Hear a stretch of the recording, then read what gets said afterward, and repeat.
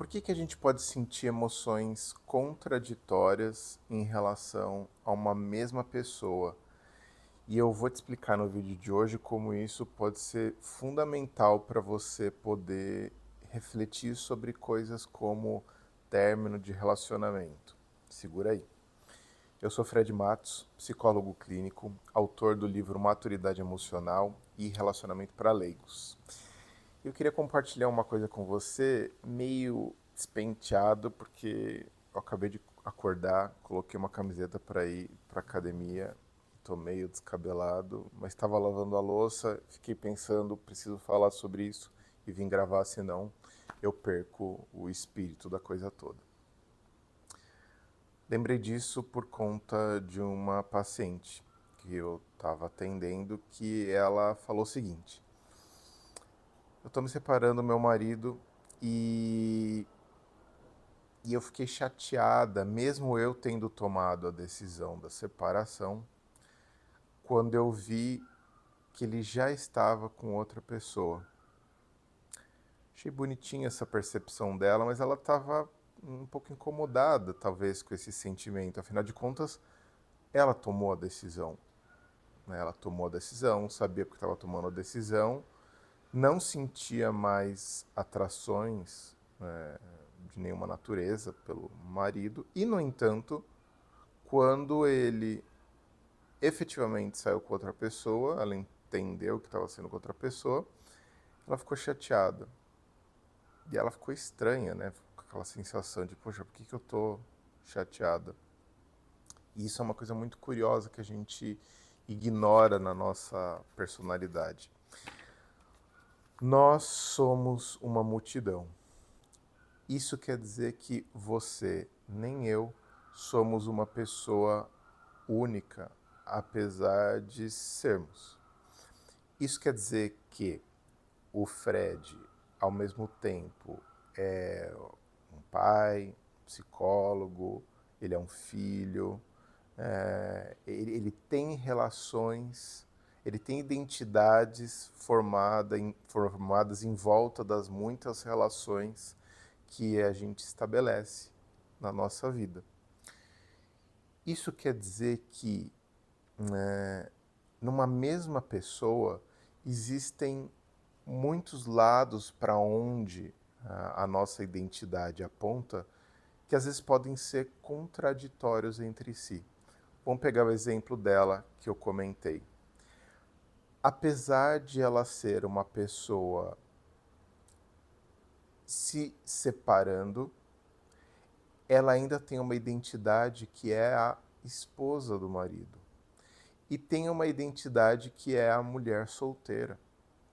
Olha que coisa maluca. No mesmo momento de vida, ela é uma mulher separando, uma esposa do marido que já não está sendo mais, e uma mulher solteira que é para o lugar onde ela está se apontando.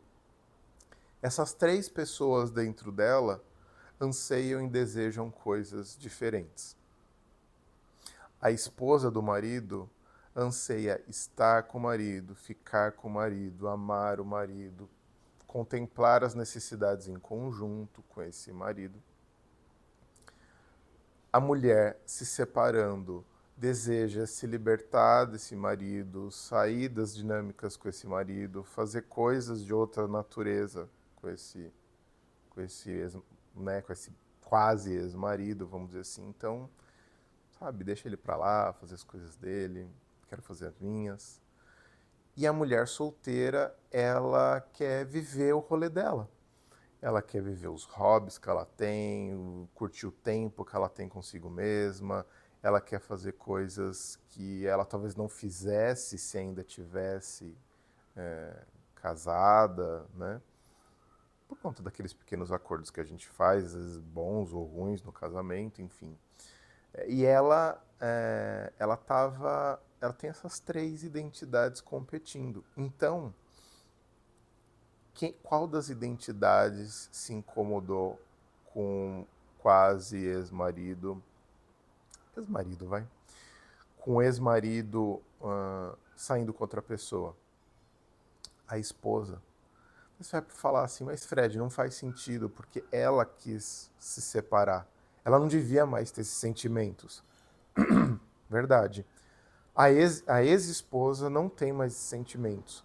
Mas a esposa, tendo em vista que ela passou muitos e muitos anos investida dessa identidade, ela ainda tem resíduos emocionais.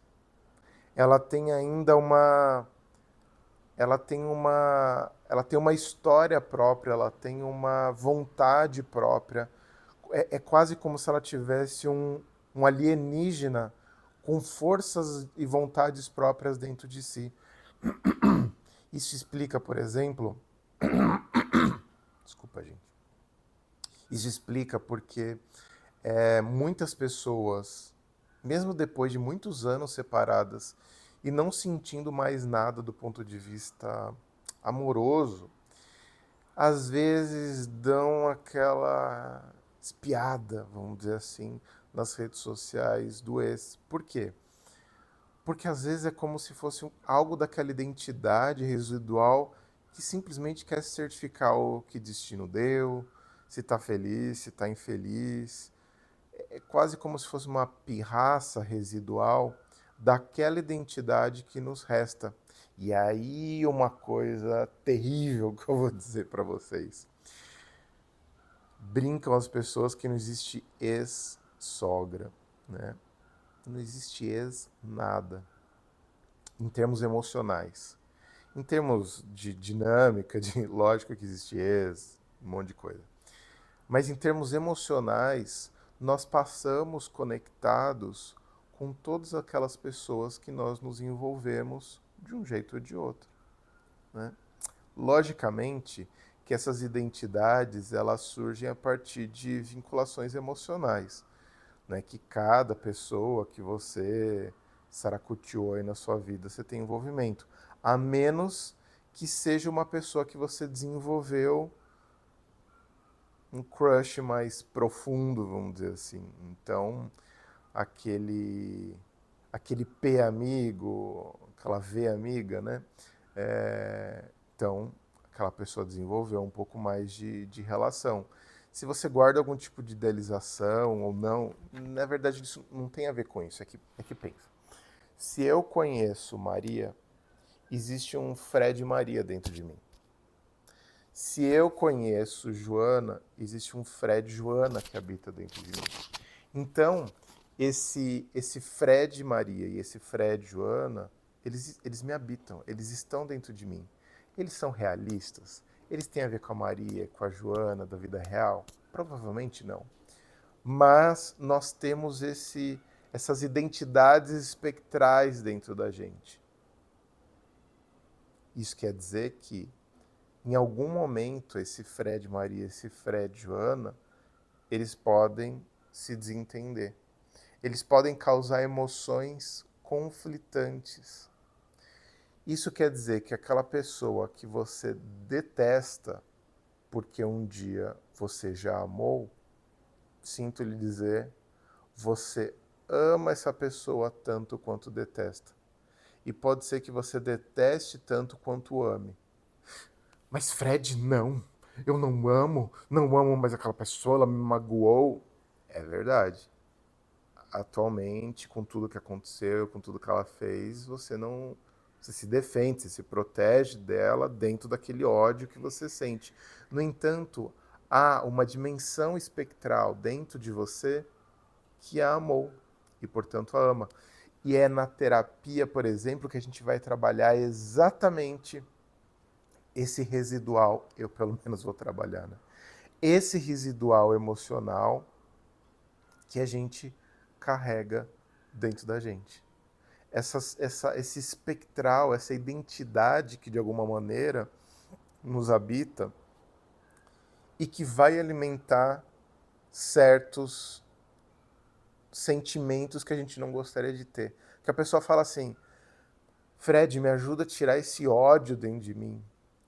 E aí eu posso trabalhar algumas coisas do ódio, do que fez a pessoa odiar, não sei o que lá, mas o que eu vou trabalhar de verdade é o que está por trás do ódio que é o sentimento de afeto que aquela pessoa já estabeleceu dentro dela.